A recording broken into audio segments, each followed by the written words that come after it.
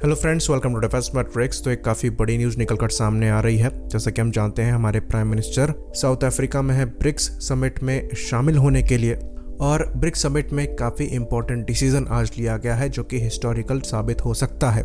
तो जैसा कि हम जानते हैं, ब्रिक्स में 5 कंट्रीज़ हैं जिसमें ब्राज़ील, रशिया, इंडिया, चाइना और साउथ अफ्रीका हैं। तो अब सारे मेंबर स्टेट ने अग्री किया है इस अलायंस को बढ़ाने के लिए, और कई और देश यहाँ पर ऐड किए जाएंगे, जिसमें Argentina, Saudi Arabia, UAE, Iran, Egypt और यूथोपिया जैसी कंट्रीज़ यहाँ शामिल होने वाली हैं। और ऐसा माना जा रहा है कि 1 जनवरी 2024 से ये ब्रिक्स की पार्ट होंगी। तो ये कंट्रीज़ फुल मेंबर स्टेट बनेंगी जैसे कि बाकी ब्रिक्स कंट्रियाँ हैं। अब इसके बाद नामकरण क्या किया जाएगा ये देखने वाली बात होगी, पर ये एक्चुअली बहुत बड़ी न्यूज़ है। बाकी अगर अर्जेंटीना को अगर यहाँ से हम हटा दें तो बाकी जो कंट्रीज़ हैं ये मिडिल ईस्टर्न कंट्रीज़ हैं, और ये छोटी मोटी कंट्रीज़ नहीं हैं बल्कि मिडिल ईस्ट की पावर हाउस हैं। इन कंट्रीज़ में वेल्थ है, ग्रोथ पोटेंशियल है और रिसोर्सेज भी हैं। तो ये चीज़ हम जानते हैं कि ब्रिक्स कोई मिलिट्री अलायंस नहीं है, ये एक इकोनॉमी अलायंस है। तो यहाँ पर जो मेंबर स्टेट हैं ये इकोनॉमी बेस्ड डिसीजन लेते हैं ताकि सबकी ग्रोथ में हेल्प हो सके।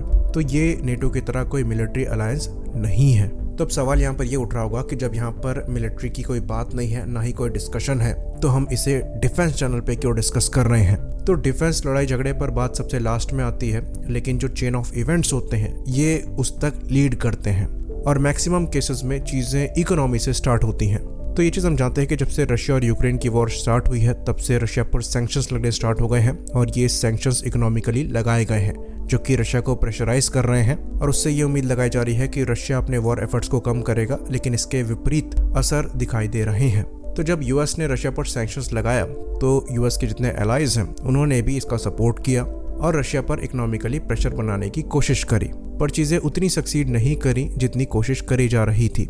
तो इस सैंक्शंस का पार्ट चाइना और इंडिया नहीं बने, जो कि रशिया के ब्रिक्स एलाय भी हैं। और फिलहाल के लिए चाइना और इंडिया दोनों इकोनॉमिकल पावर हाउस हैं और अपने दम पर रशिया को सैंक्शंस की मार से बचा सकते हैं। तो ऐसा माना जा रहा था कि ब्रिक्स की जो कंबाइंड वेल्थ है ये बाकी वेस्टर्न कंट्रीज को आने वाले समय में क्रॉस करेगी, क्योंकि इंडिया भी बहुत तेजी से ग्रो कर रहा है, चाइना ग्रो कर ही रहा है। बाकी रशिया की इकोनॉमी भले ही स्लो करने की कोशिश करी गई हो, पर वहाँ भी ग्रोथ बनी हुई है। बाकी साउथ अफ्रीका और ब्राज़ील भी प्रॉमिसिंग ग्रोथ शो कर रहे हैं। पर जब ये पावरफुल मिडिल ईस्टर्न कंट्रीज भी इस अलायंस का पार्ट बन जाएंगी तो इजीली ब्रिक्स की जो कंबाइंड वेल्थ है ये वेस्टर्न कंट्रीज की कंबाइंड वेल्थ से आगे निकल जाएगी, और जो इकोनॉमिकल सैंक्शंस की तलवार से यूएस और वेस्टर्न कंट्रीज बाकी कंट्रीज को डराती हैं वो काम नहीं आएगी। उल्टा इसका रिवर्स जो है ये वेस्टर्न कंट्रीज को भारी पड़ सकता है, क्योंकि डी डॉलराइजेशन की बात यहाँ पर चल रही है जो कि अमेरिकन इन्फ्लुएंस को काफ़ी हद तक नीचे ले आएगी, जिसको मेंटेन करने के लिए यूएस ने उल्टे सीधे सारे तरीके अपनाए हुए हैं। तो ब्रिक्स को एक तरीके से जवाब बोला जाता है G7 का, जिसमें अगर जापान को हम हटा दें तो बाकी वेस्टर्न कंट्रीज का अलायंस है। और एक तरीके से G7 को वेपनाइज्ड किया गया है सैंक्शन वॉर को स्टार्ट करने के लिए, जो कि बिल्कुल भी G7 का एम नहीं था।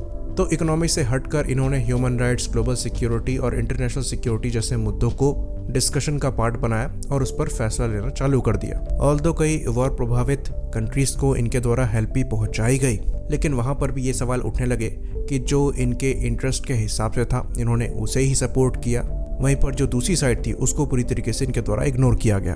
तो ब्रिक्स को अब एक तरीके से काउंटर बैलेंसर कह सकते हैं, जहाँ पर जो मेंबर स्टेट्स हैं वो एक तरीके की थिंकिंग वाले नहीं हैं जैसे कि G7 में है। ब्रिक्स में आपको वर्सेटैलिटी दिखेगी, साथ ही साथ ओपिनियन में भी डिफरेंसेस दिखेगा। और अभी तक की बात करें तो ब्रिक्स इकोनॉमी पर ही फोकस्ड रहा है, इन्होंने G7 की तरह पॉलिटिकल मुद्दों को उठाना चालू नहीं किया है। तो ब्रिक्स को G7 की तरह नहीं कहा जा सकता, ये डिफरेंट है, और ये काउंटर बैलेंसर बनना बहुत ज़्यादा ज़रूरी है, क्योंकि G7 की मोनोपोली होने की वजह से एक तरीके से मनमानी हो रही थी और अपने इंटरेस्ट के हिसाब से सैंक्शंस लगाए जा रहे थे जिसको बाकी मेंबर स्टेट्स फॉलो कर रहे थे। तो ब्रिक्स के साथ ऐसा होगा इसकी पॉसिबिलिटी कम ही नज़र आती है, लेकिन ब्रिक्स एक तरीके से शील्ड की तरह काम कर सकता है मेंबर स्टेट्स के लिए, जो कि इन सैंक्शंस का असर कम करने में या फिर बिल्कुल ख़त्म करने में हेल्प करेगा, और मेंबर स्टेट्स आपस में अपनी अंडरस्टैंडिंग के अंतर्गत इकोनॉमिकल ग्रोथ पर फोकस कर पाएंगे। आई होप इन्फॉर्मेशन क्लियर रही हो। इसी बात पर इस वीडियो को हम ख़त्म करेंगे। लाइक करिए, सब्सक्राइब करिए। जय हिंद।